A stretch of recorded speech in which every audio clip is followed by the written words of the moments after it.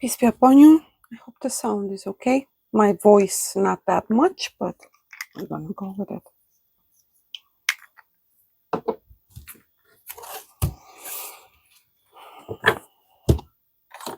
Please take a deep breath in.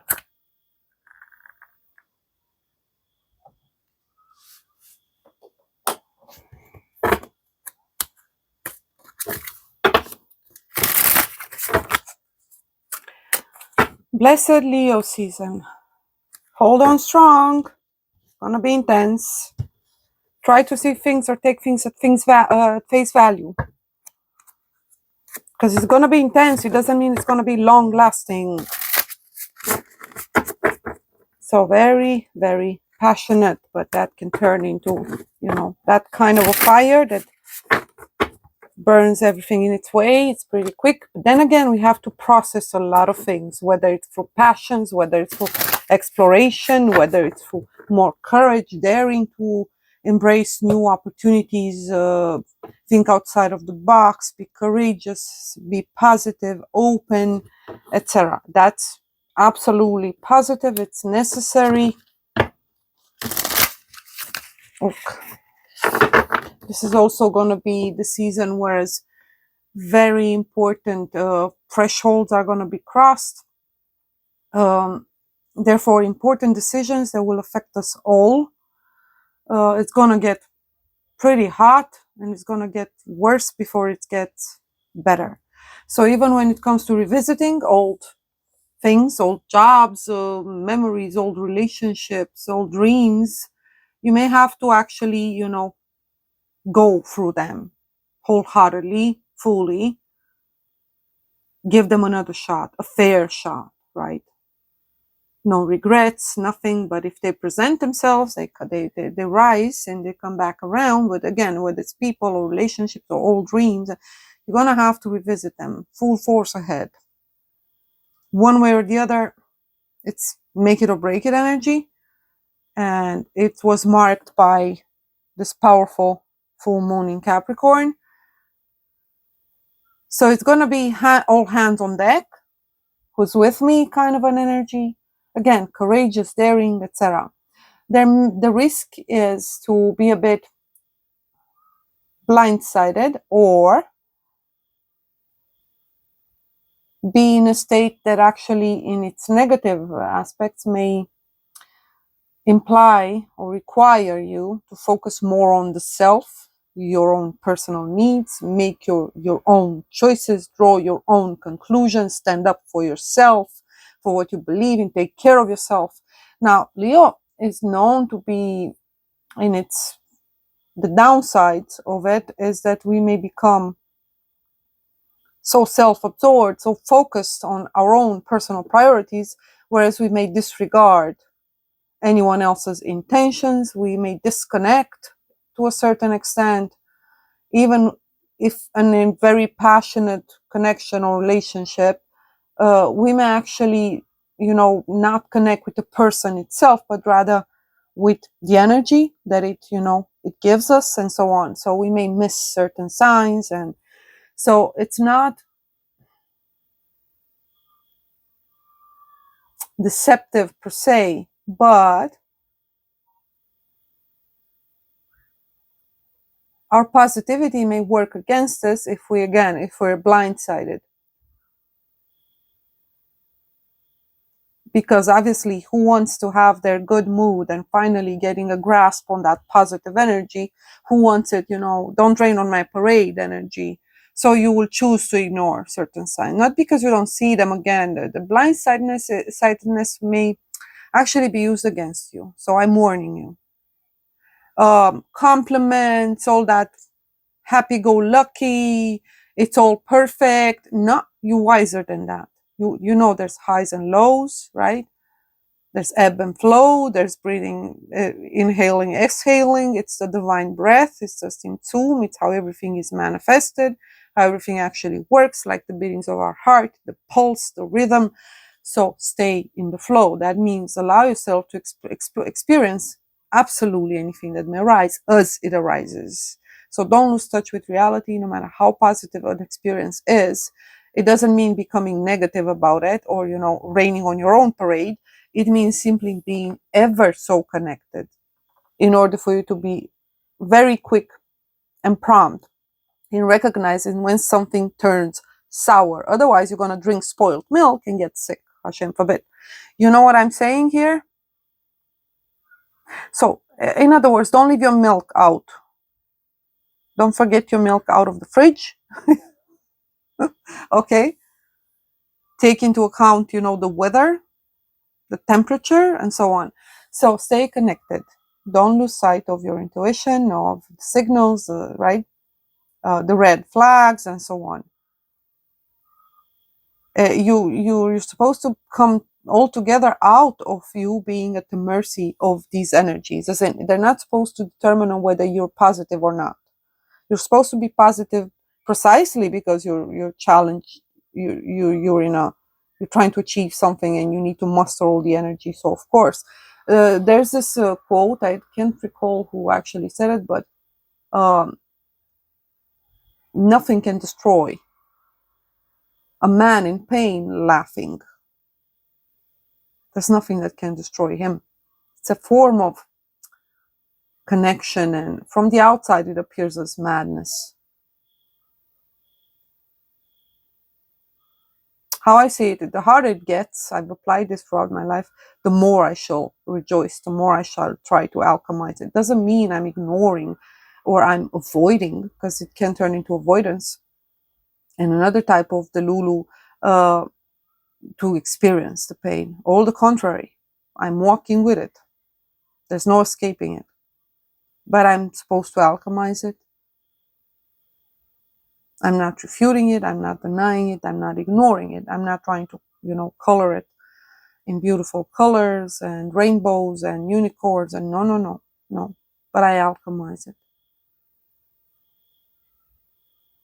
So I guess it's what you're going to do. You're going to see the silver linings. You're going to see the blessings. It's a state of gratitude and bliss and joyfulness. And again, the risk is that you may not allow anything to, ruin it. You may get too attached. It's way too blissful. And but that only means that there's somewhere in there's still some fear.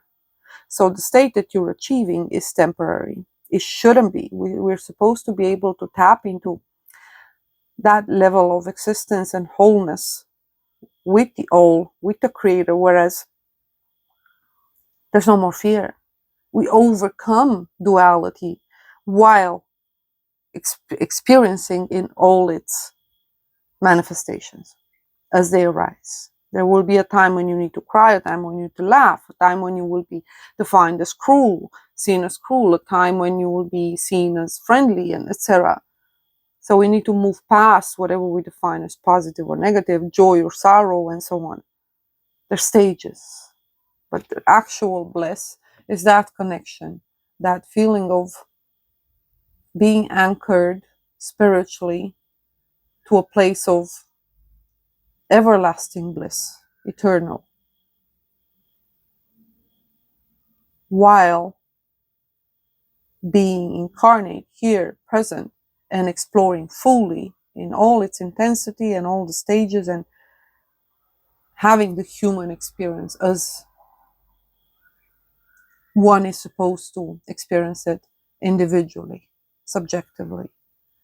Whereas at the same time, again, not losing that connection with the whole. You're crying, someone else is laughing, and so on. You can do something, someone else can do something else, and so on. And seeing, discovering the beautiful patterns and intrinsic harmonies that we create as we navigate towards our people on our journeys, and so on. And yes, that implies you have to leave some to explore and, open up to new experiences. That implies new people, or at least new approaches to old connections, and so on. So, in other words, it's a powerful stage, and it's going to be both collectively, not only in the collective unconscious, but it's going to be revealed. Again, the revelation also will come in stages, the painful stages, the resistance, and so on, right? Now we're going to embrace it, but because there's intention behind it, we're going to try and use absolutely anything we can we're gonna embrace it out of fear of not being able to do so, in this acknowledgement of, yeah, we cannot no longer hide, we can no longer. So once the resistance comes down, the walls come down, there's chaos, and it's kind of what's going to happen. And ultimately, after the chaos, some order starts to rise again. So we will see the new governments forming up, new alliances, the new order as it starts to. But again, remember, it's still in its initial stages. So don't be too quick to jump to conclusions either. Each stage is going to be necessary. What we need to see in the bigger scheme of things is, what are the lessons for us, humanity as a whole, the Adam, the creature, us collectively, right? What are the lessons here? For example, how does vengeance work for us? It doesn't. Because there is a justice as done from above that does not abide by the will of men. Where the will of man interferes, demanding or trying to achieve some form of a justice, a restitution for themselves, then corruption and injustice, the opposite of it, arises. Right? It's what we're seeing now, witnessing now. The vengeance of the Jewish people. The demand of the shadow for restitution. Where's my share for the sacrifice? So all along, everything we ever did was with a goal to actually harm. It was never our love, it's never for justice. We see it now. I do apologize. We see it so clearly, especially because, in contrast, those who supposedly are supposed to pay for someone else's suffering, the Palestinian people, are showing us what faith actually is. And we can only pray that the same spirit of vengeance does not arise within their midst. Because currently, they represent the heart of humanity. So we are all responsible in that sense. Each of us can individually learn to forgive, to release.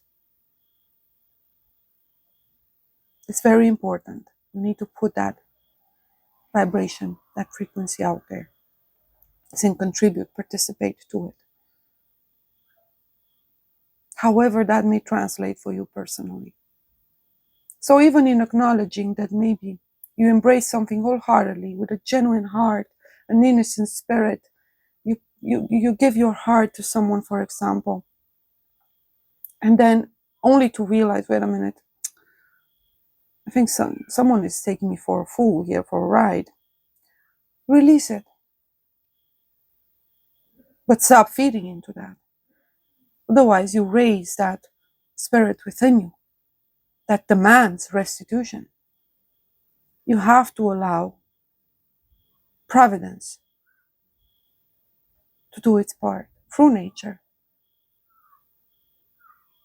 Sometimes you are called to be a part of said providence, justice, and so on, as a host or a vessel for it in the most unexpected of ways.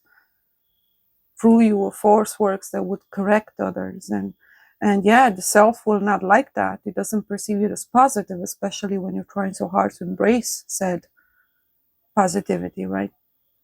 Oh no, I'm not going to say that. That's disrespectful. That's harm. Yeah, but is it true? Do you feel that you're called to do it?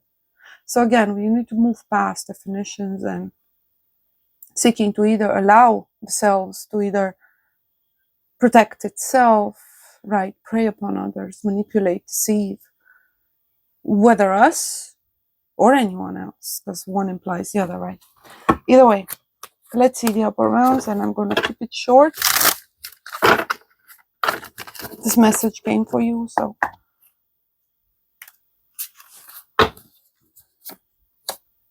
yeah, the Magician in reverse. Deception, the mesmerizer.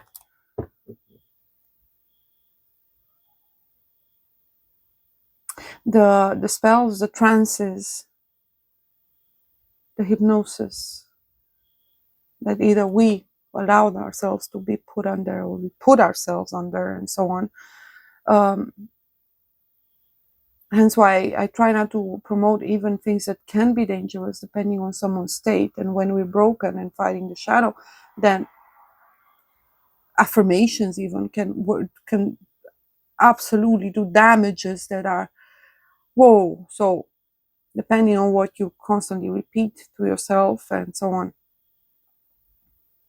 it may sound positive, but if it feeds into a self, then it starts feeding off of it, and there's no benefit to you personally. It doesn't work for you. It feeds into a spirit, but it's not you. Of course, it will portray itself as positive. What could be so wrong if I eat whatever I like? Why should I suffer? Why should I? Right? So it defines, for example, abstinence as suffering, not as trying to abide by the natural laws, whereas there has to be a retraction, a limitation, a restraint somewhere, darkness if you want, in order for you to be able to enjoy healthily, fruitfully, and productively and genuinely the expansion stage, right, or phase. Or so, in other words, how are we going to build houses if no one's willing to, tear down the old and so on? Put the effort in. So there's a consummation phase and there's an intake, right, phase, which is what we associate with joy, abundance, happiness, positive stages of our lives, whereas we feel we receive, either based on merit or more than what we would have hoped for or expected, and so on. So we see them as blessings, whereas the other stage, we still perceive it as a curse. We don't understand that one implies the other. That's where the merit lies. The sun in reverse, as I said, careful, careful, careful. Too much light can be blinding as well. You may be disconsiderate. Your happiness may overshadow or completely disregard or ignore the people on your path that you may encounter, their journey and theirs. So there's no real fair exchange. It's just, when you look up, you only see the sun. It shines on its own. It's a bit sad if you think of it, right? It has a purpose, but must be pretty lonely. So careful that this newfound state of positivity doesn't become your personality. It doesn't become something that, once again, you may identify with. Don't recognize as a state of being, as a frequency, if you want, a tune that you're currently listening to, and it's beautiful and you're supposed to enjoy it, again, wholeheartedly. But does it separate you from the other divine sparks, specifically those that are put on your path? Does it really inspire? In order to inspire, you have to connect with those people. And of course, if you have so much light, the people coming towards you will want a piece of that, literally. Why not? Isn't that the whole point? To balance each other out, to assist one another, and so on. So will you be able to impart consciously, intently, willfully, purposefully, and freely said light that you're currently able to tap into and you've conquered and you're channeling? What I'm trying to say is, do you understand that there's a purpose beyond just fulfilling of the self in whatever it is that you're experiencing, whether it's pain or joy? Do you understand how this impacts the people around you? So don't lose those important connections. See how it can benefit others. In other words, pay it forward. Let it flow through you and continue to go in its way. Opportunities will be at every single step for you to channel said positivity. It's this exact understanding that helps those who struggle the most, whether they did so consciously or not. I'll give you an example. There's so many philosophers that were, for Emil Cioran, he was a denier, one who argued with the creator, struggled with him for so long. And it's easy to put a label. It was just depression or nihilism or no, it was him. It was what he was supposed to experience and so on. Yet, he found a pen and wrote it down. He found a pen and wrote it down. Passed it on. It's very important.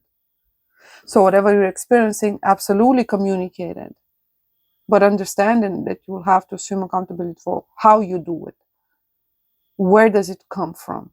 Is it just to fulfill the self, or is it just an attempt to make yourself happy, achieve something that will fulfill just whatever self?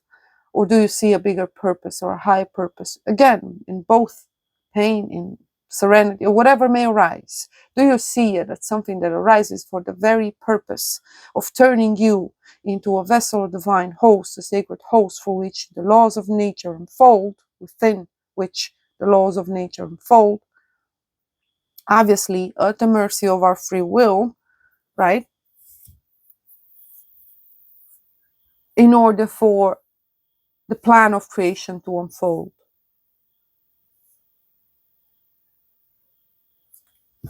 So you need to see yourself as the blessing that you are, how crucial and important you are, beyond whatever self just tries to keep whatever, or gather as much, or tap into as much, or know as much, or feel as much as possible for fulfillment of the self. There is no such thing.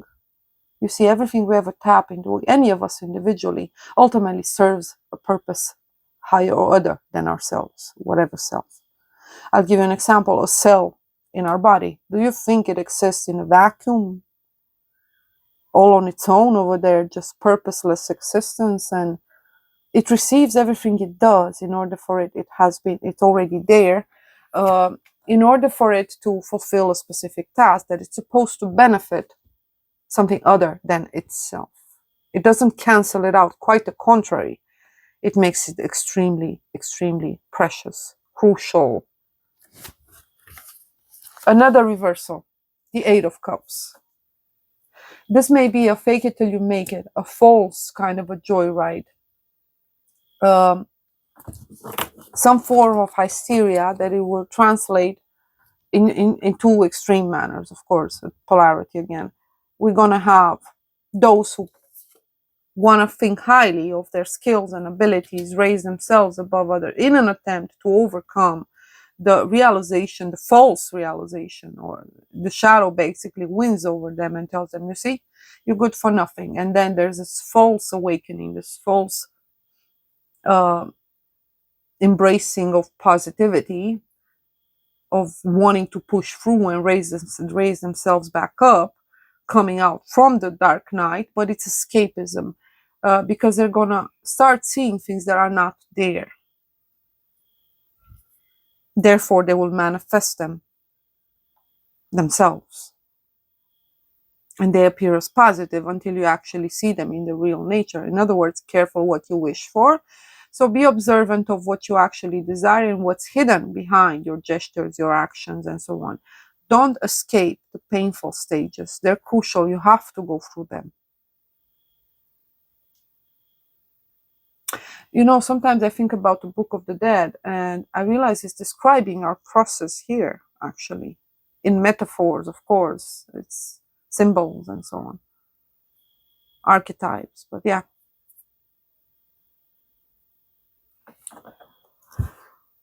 And the Four of Wands in reverse. Again, it's an attempt, kind of like a manic depressive episode. And I recognize that energy instantly. I know it. It's it's a terrible enemy. It doesn't have to be. You can make it your friend. You can use that, vibe on riding that wave.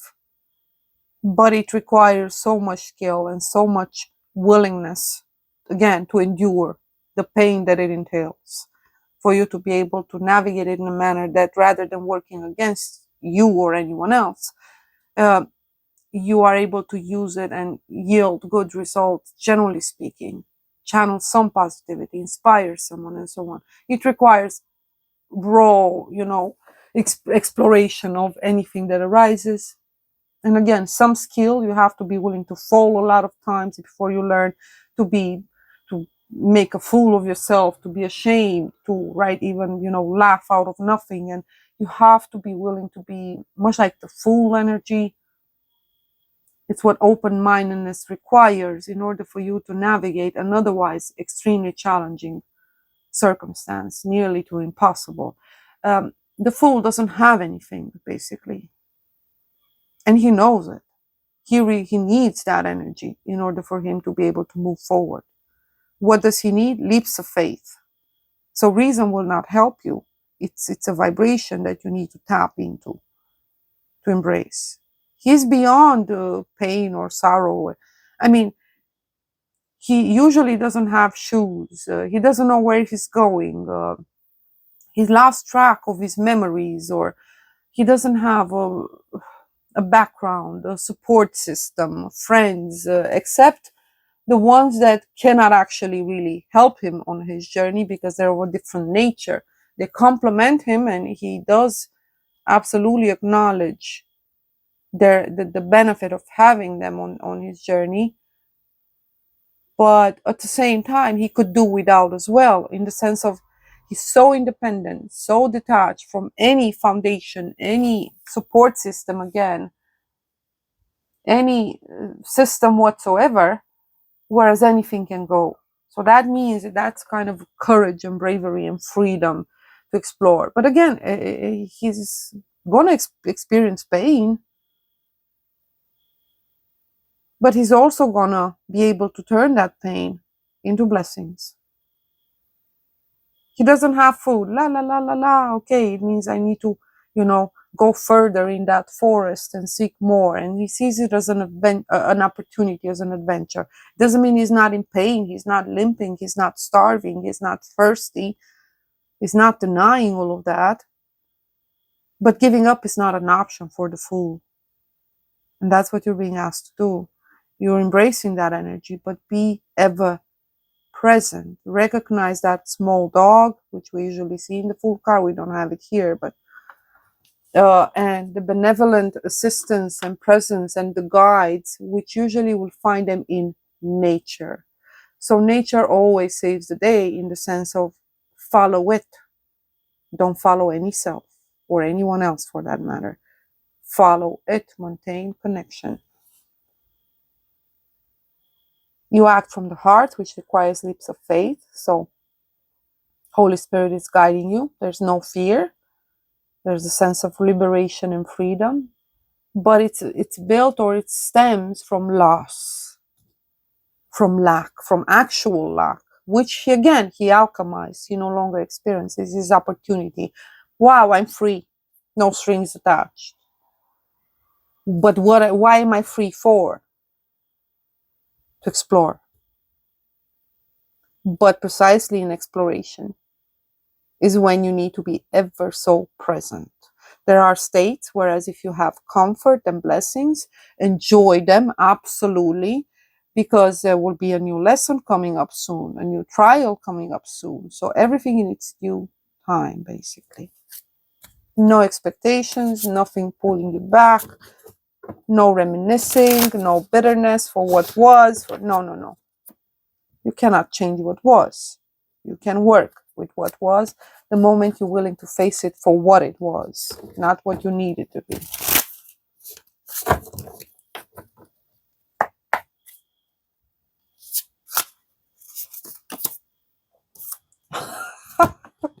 You can do it. You can do it. You've got this. You've got this. In the upper realms, we have the Magician in reverse as a fair warning. It's from the upper realms, Shempan Forash. And from the lower realms, Goetia, we have the Magician again, the Manifester. You can alchemy, you can use this. But again, don't take it for positive, but for negative either. Try and be neutral about your own skills, your abilities, the energy that you currently tapped into. Just don't allow the self, any self, to rise, deceive you. Sometimes it may manifest externally. People will use you, will try and tap and piggyback on this energy of yours to use it for their own benefit. Your skills, your right. How will they do it? They will try and raise you up. Because anyone who's overtaken by megalomania is easily manipulated. That's why you should never trust the complementers. So in the lower realms, what's hidden in the collective subconscious as well, and in your own unconscious, in your own personal, individual, fallen state, fallen self, shadow, if you want to, you recognize this potential here. Very powerful energy.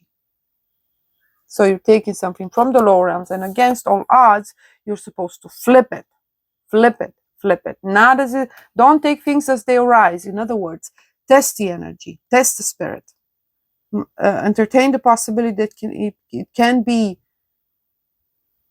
the opposite of what it presents itself to be, and therefore you flip it back and you use it according to what you deem right,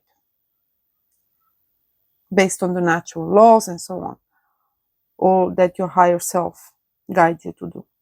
So in other words, don't see anything as neither positive nor negative at this time. Example, you're extremely passionate about someone. It doesn't have to be negative. It's obviously a trial in so many ways that we're not going to go into that. But you can turn that into, for example, an opportunity to heal or try assist in Father trying to open a broken heart through you. Take it as an opportunity for unconditional love, no expectations. And even though you know you're going to get hurt, you know how it's going to end up, you know, right? You can use that painful realization of some, for example, unrequited love was the topic, to see a bigger purpose in that connection.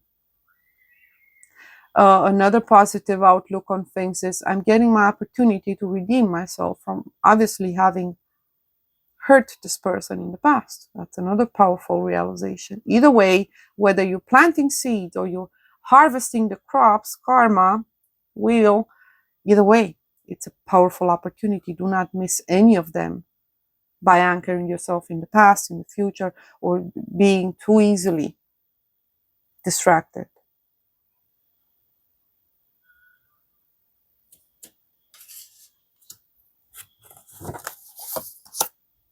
Knight of Swords. Truth and nothing but the truth. Straightforward communication, information, legality, bureaucracy. Again, in accordance to divine laws, generally speaking, people don't like this energy because it's sharp. Oh yes, it's sharp and it hurts and it cuts head, because it is a knight. A knight, by definition, is what he does.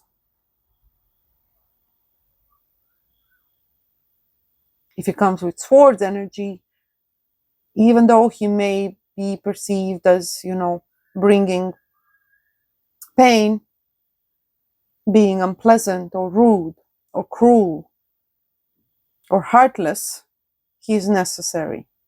He's fast, he's quick, he's honest, he's truthful, he's sharp. You won't even know what hit you. It's truth in motion. It's active force, truth in motion, divine truth, masculine energy. So it's moving.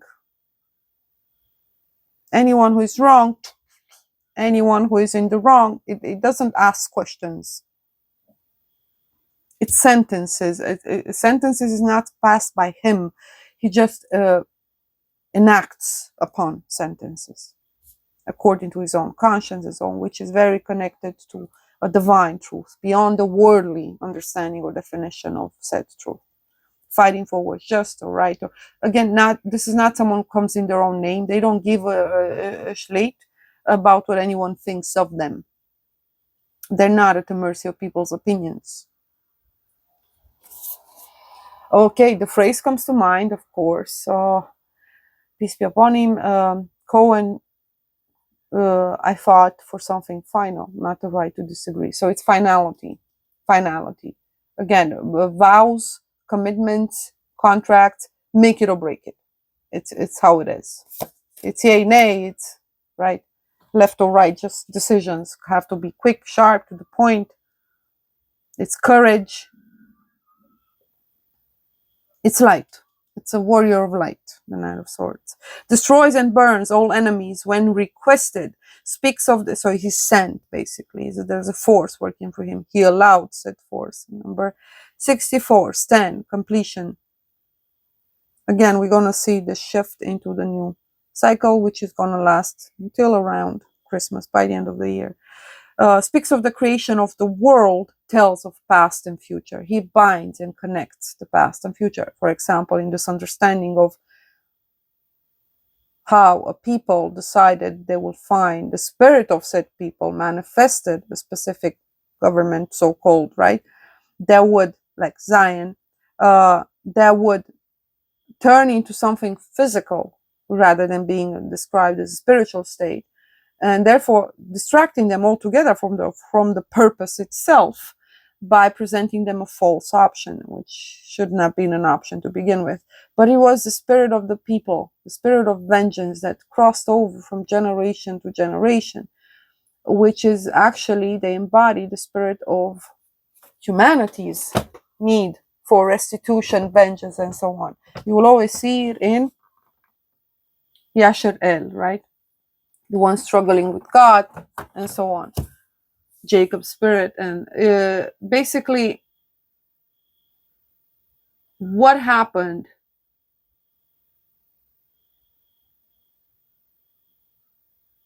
They did not forgive. You see, we pass it on from generation to generation. Even if you skip in between generations, the memory lives on until we achieve that spiritual progress. So, humanity has got to let go of attempting to control, of defiance or struggle with the Creator, of having their own will go against the Divine One. So that's what's happening. Vengeance, the downfall.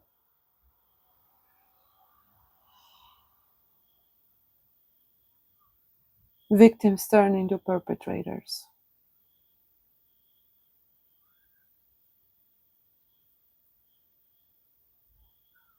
Will they be forgiven? Of course, the Creator will forgive them, not us.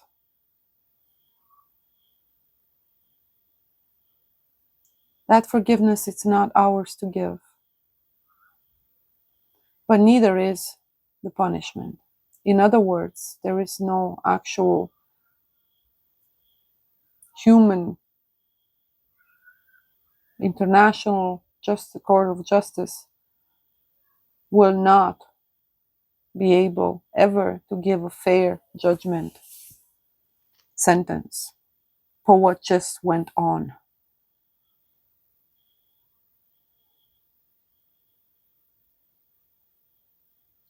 But the Creator will. And yes, He will work for people. And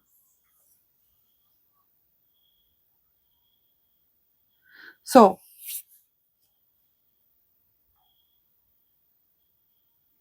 we don't get to define what is true and what is not, what is wrong or what is right. We just go along with it. And we have the choice to either do it, follow it, embody it, or not. But we don't get to define it. What is love? What is justice? What is life? We don't get to define them, no matter how much we try, which is what we're witnessing now.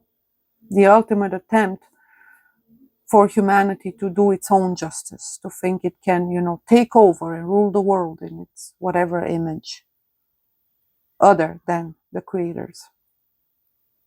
It's unnatural, it goes against nature, and Mother will not allow it.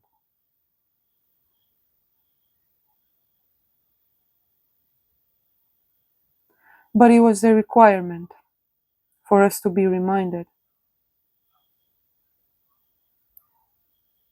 what we actually are, how resilient, the power of faith, unity, family, spiritual strength. And that's what Palestinian people showed us. You choose. Humanity has a very important choice to make.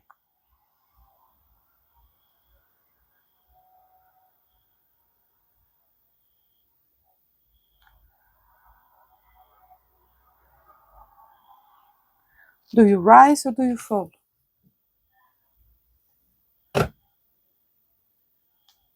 Are you going to accept to be what you were made and created to be and serve for the specific purpose and goal? Lovingly so, willfully, or there will be no place for spirits at that degree in the new world.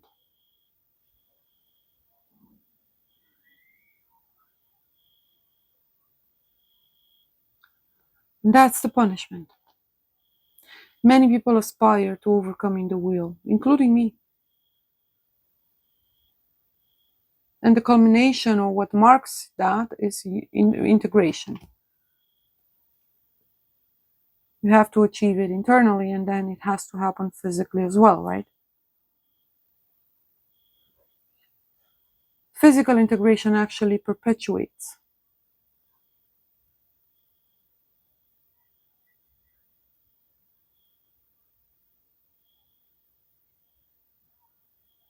But in reality,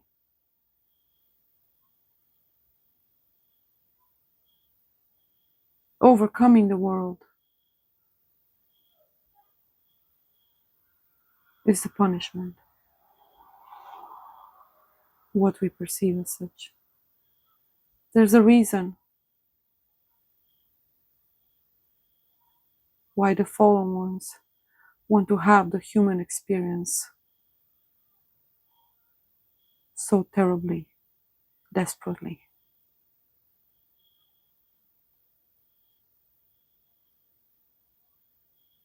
To the point of attempting to defy the Creator. They were not granted vessels, they're not allowed to have the human experience. So they're trying to have it through us.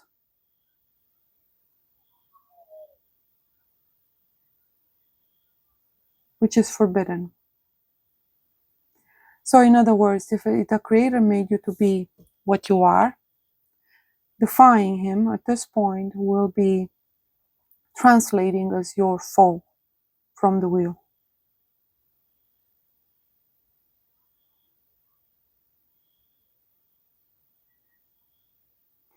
You see, hell we associate with the experience as we defining according to this realm, right? So we say it's either fire.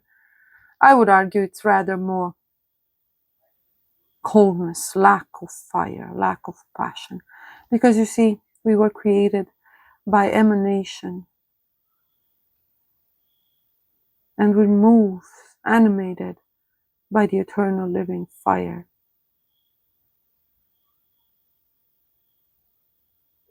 So it's rather cold, much like death, nothingness, beyond this realm. So explore the passions, don't be afraid of them, however they may translate. Remember, they can always cut both ways if you're not careful. Fire is not easy to manage or handle. But it is bravery, courage, hope, life. Highly masculine force. We have the Three of Wands to top it off. Strong air energy here. So it's new ideas, communication opening up. It's politics. It's we're gonna see the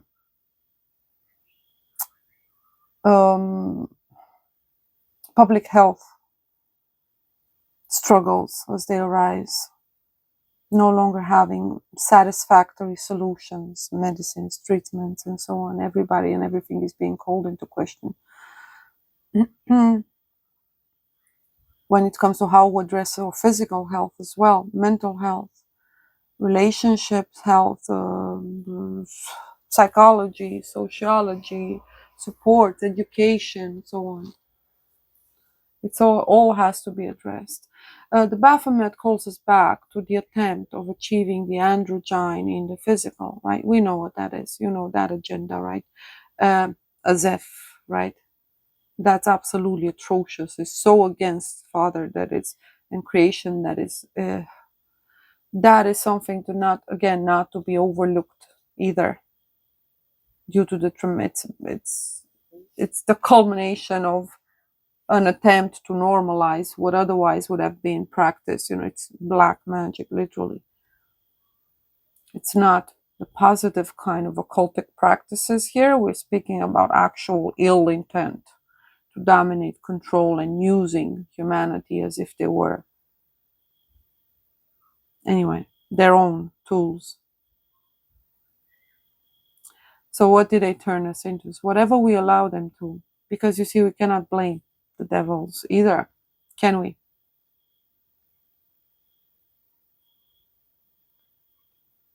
So we constantly manifest these things. So when you look at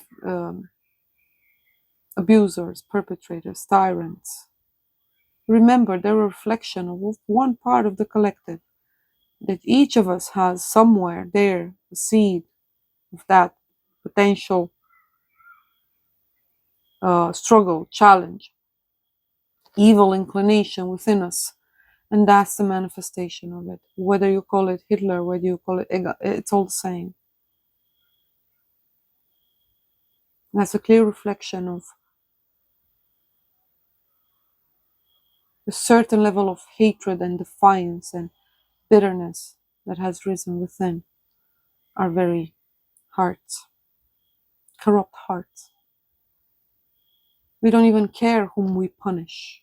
Even relationship-wise, you meet someone new, all of a sudden they're supposed to pay for something that someone else did before, long before that. Which is kind of a revelation of how we're supposed to hold each other accountable. But how about we're more careful and present when we make those choices? More truthful, more authentic, right?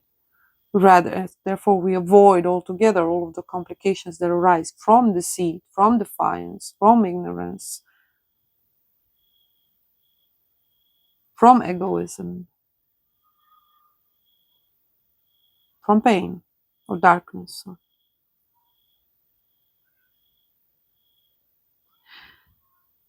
Procures the love of woman, tells of things past, present, and future this time around, and builds love between friends and enemies. The bridges, again, covenants, vows. It's what I saw specifically that marked,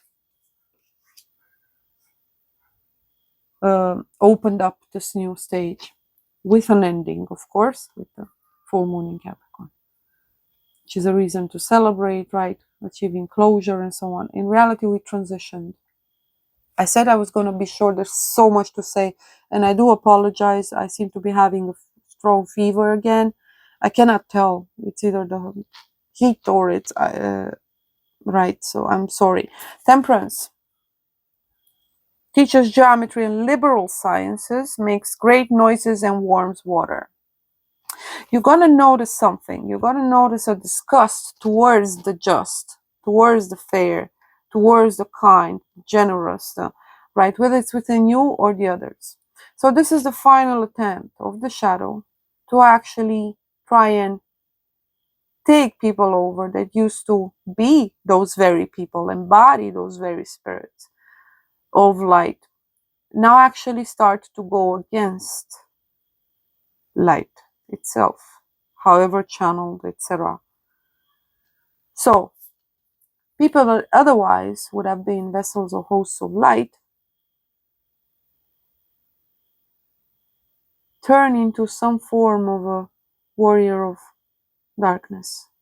So they will start hunting down the ones that are supposed to, assist, aid in the transition, or even set down the new foundations. Well, restoration rather, because it's not new, right? So, if up until now we've seen persecution of the actual kind, we will see a lot of counterfeit kind, leading, therefore, to a raising in animosity, anger, triggering. So, in other words, they're not wrong, because again, they are vessels of light and they recognize deceit. No matter how good someone may appear, at this point, the disillusionment, the breaking of these said spells and worshipping, living vicariously through the cult, either self-worshipping or idols or whatever, artists or whatever, anyone else um, other than the creator, right? We start seeing the corruption, and it's so dense and it's so painful. Whereas at this time, we risk not being careful where we shoot the arrows at, whose heads we cut anymore. Maybe in many cases we're not supposed to, right? It just needs to happen. Everybody needs to, you are in this together, you're all gonna pay together. It's kind of consequences, right? Cause and effect. And again, it makes us all, reminds us of how responsible we are, what company we keep, and so we have to own everything we are, the choices that we make, and so on. And therefore, we also have to explore the consequences and so on. Next time around, we will know better. Either way, hopefully, we'll make different choices. So in this case, there's this recognition of all these false idols, literally, false bringers of light, false teachers, and so on, that not necessarily they themselves were aware of being false or corrupt. But proof is in the pudding. In the pudding, as in they did it for self-interest, so they were easily overtaken by forces of darkness portraying as light. Did they build a villa? Yeah. One point or another, power corrupts. The corrupt seek power. So they got cut deals. They were handed said skills or access to certain knowledge or levels of understanding and so on. And now they got to pay for it. Everything has a price. They paid in lack of spiritual advancement, hence darkness, separation from the creator, pain, and actual pain, which is also purposeful, of course. Again, it's an opportunity for them to understand, redeem themselves, alchemize, burn certain things out, and so on. But yeah, alongside them, many innocent they're the martyrs, will basically be caught in the middle. Example, a guru had a great following, some of them became teachers themselves and so on, right? Or a YouTube creator, they started endorsing certain products, and then that company revealed itself to have different agendas, and right, everybody gets dragged. They wanted the money. A voice in there said, the reason why they need to pay is because they received the warning, they chose to disregard it. So they stayed in evil inclination. That means that their service was corrupt. The messages they delivered, whatever they became a channel for, was corrupt. So they turned into vessels that promoted something that is the opposite of love, of union, unity, light, expansion, and so on, healing. No matter how good it sounded, if the vessel gets corrupt, then whatever's in it or flows through it is corrupt as well. So they were trying to raise themselves. That was the whole purpose all along. So they fought. And that's when forces of darkness take that vessel over. They have to find a doorway, an entryway somewhere. So they're not in power as much in power as they thought they were. Were they?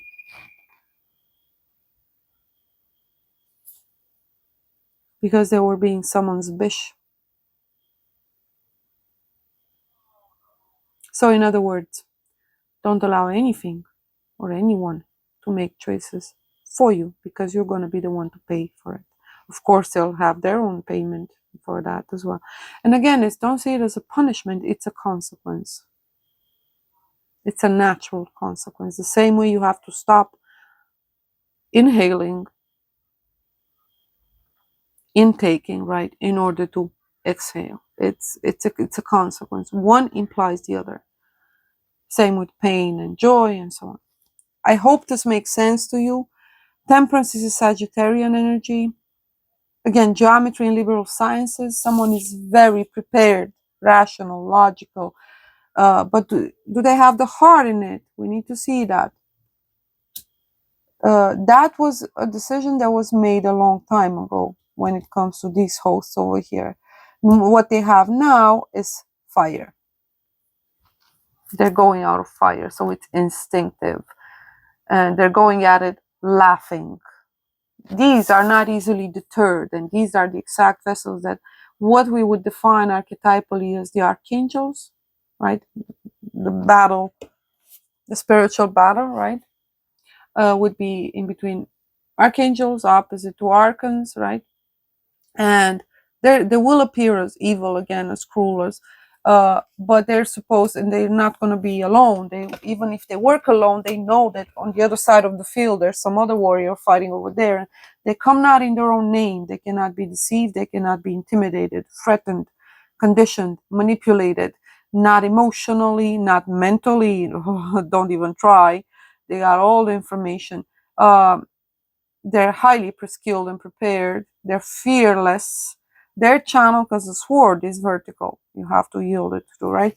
And usually it's grounded in the earth. So they know what providence is trying to achieve here. They see the hand of God at work and understand themselves to be a tool for it. And they're not only proud, it's purpose.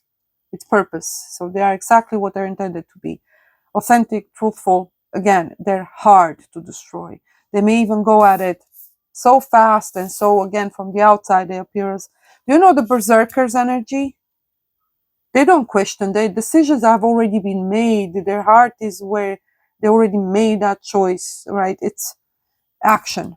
It's hands down. It's again, make it or break it. Let's do this. It's right. And the beautiful part is that they're not alone. Again, some innocent will be hurt in the process. It's the downside of warfare in general. Will they be held responsible for that? Absolutely not. From now on, everyone is responsible to make choices. To why on earth would you be on a battlefield on the side of a tyrant? Why are you even there? Without a sword, well, you're innocent, but who and what allowed said innocent? Because the innocent are the first that we're supposed to protect. So if they're innocent, someone should have been responsible for them. That's who's going to pay. If they chose to willfully be ignorant, there was some corruption within them in hopes that they can go home and say, look, I was at war. Look at me. I'm a warrior. Impress some, woman somewhere, an example. Ridiculous, I know, but I went at war. No, you didn't. No, you were just acting a fool, not minding your own business and being in the wrong place at the wrong time.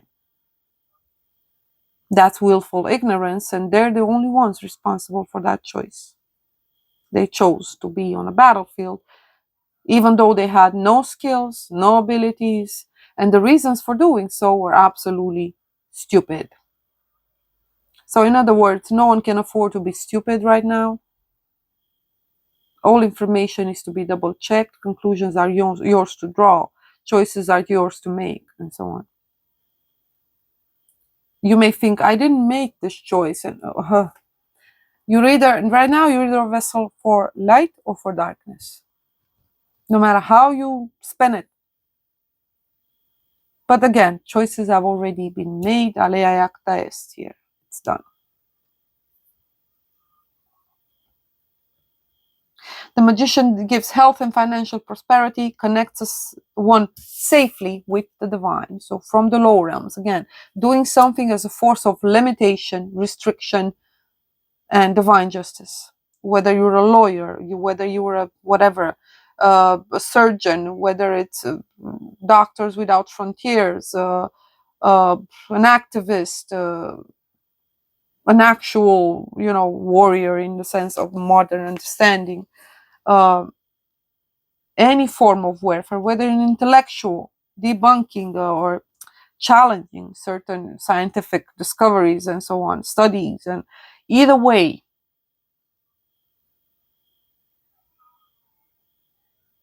what did we expect? Light would not prevail, or what? But yeah, it doesn't really fight fire with fire per se. This is the actual fire, because what we had up until now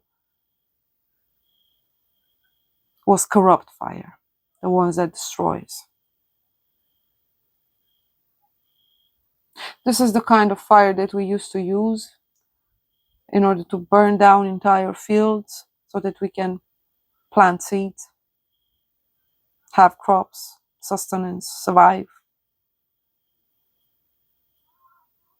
It's the alchemical fire of transformation that is necessary. So yes, things die, but not in the same manner, with the same intent, or from the same energy through which actual darkness destroys, to corrupt. This is the one that destroys in order to baptize or give a second chance. It's actual mercy. It's actually redemption, restoration, and correction. Again, it will appear as the exact opposite of it. Hence why we have 3 cards flipped. You see them here, in reverse, and 3 cards upright here. Now this is the lower realms. How come this is upright? And this is the upper realms. How come they are all reversed? I'm going to show you. The Magician, the Generous God, 27. The pondering, the decisions making, the assessment, and the it's already done. Spiritual wisdom and magic helps one gain wisdom and discover hidden secrets. Ill intent and corruption. Everybody wanted to know the truth, to ascend, to achieve enlightenment. Yeah, but which self wanted that? Who was it? The Sun, the vivifying God, 64, which is a 10. I'm going to show you something. 64, 64, the Knight of Swords and the Sun. The Lightbringer energy, much. Nobody will like it, but whoever does not like it, it's because they fear it, right? Their time is up. The corruption is revealed. But do you see the numbers? 64, 64. You see the channel? Yep. As determined from above.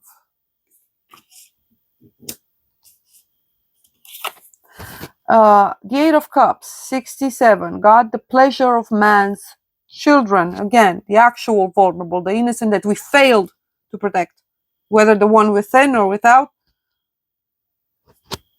The birth rates, the decline of the birth rates, how we translate sexuality and manifestation, it's one and the same. The fire, the passions, the ability to procreate, the Trinity, and so on, right? Birthing the Son, how they messed up with that process. Well, we kind of allowed it to happen. How it separated masculine from the feminine, making it no longer clashing, competing rather than, complementing and so on.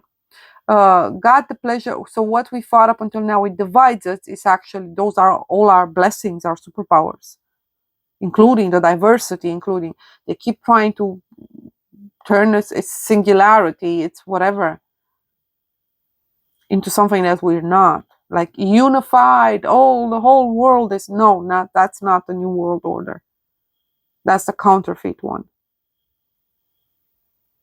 What a dystopian nightmare is that?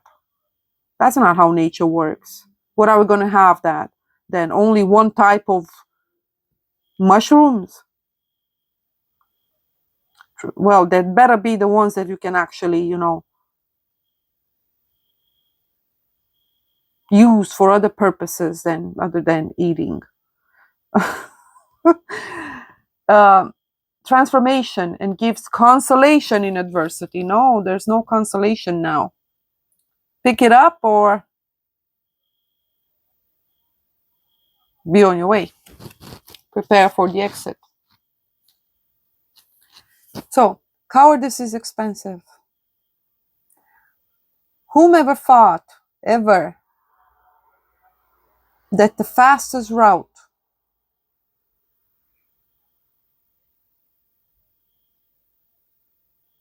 is also the easiest. Flip and reverse it. Let me work it. Now, no, the fastest way out, if you really want out, you think you're done, right, is making those very difficult choices.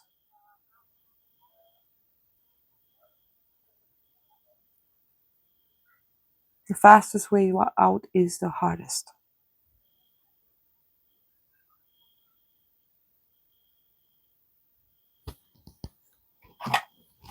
And the hardest, it's not the most painful, but rather hardest energetically, spiritually, advancement-wise.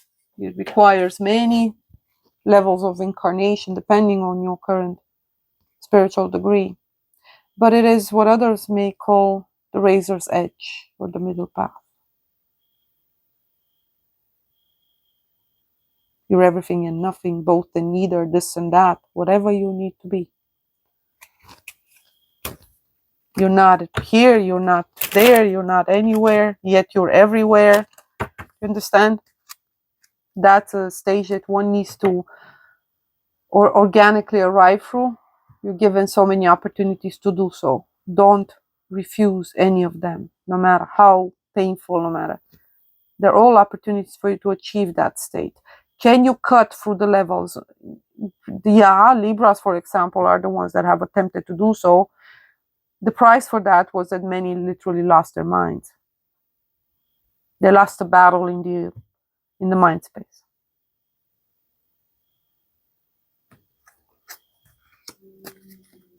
Principalities of air. As for the Aquarians, they're supposed to be the humanity. Well, most of them turned sociopathic. As for the Geminis, they all got corrupt. The Magician in reverse. The magician. We have too many Geminis here, for example. JP, the sellout, right? How did that occur? Well, you don't get that high up in the old system if you don't become someone's bish.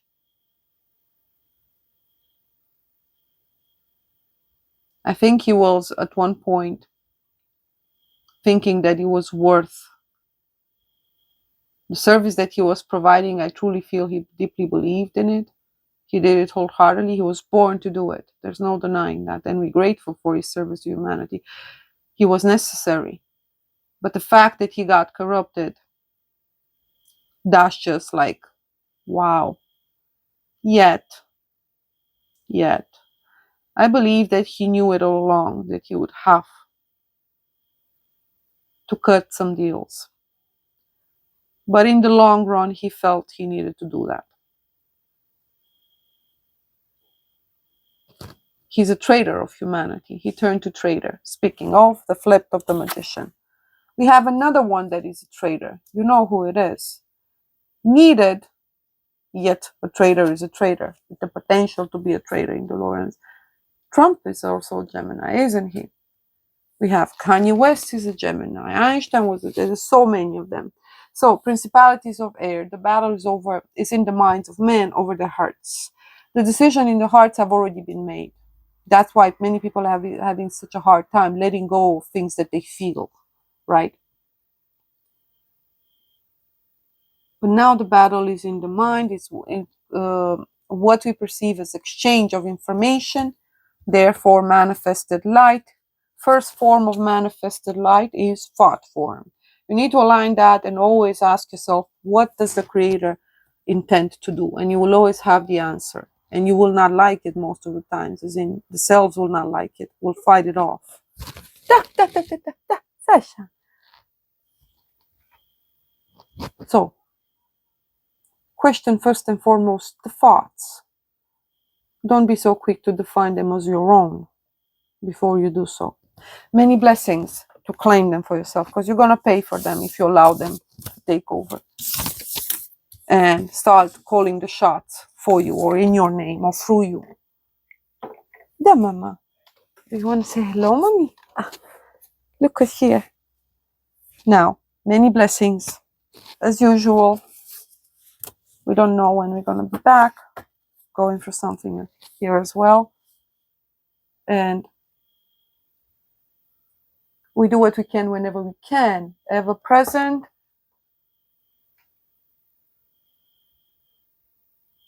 I hope this message has helped you, generally speaking, and on a personal level.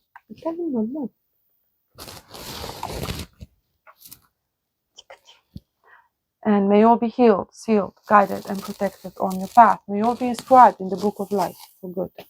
Remember, we're going back up on the tree of life. So yeah, knowledge can be defined as power. But knowledge without heart is the exact opposite. Shalom.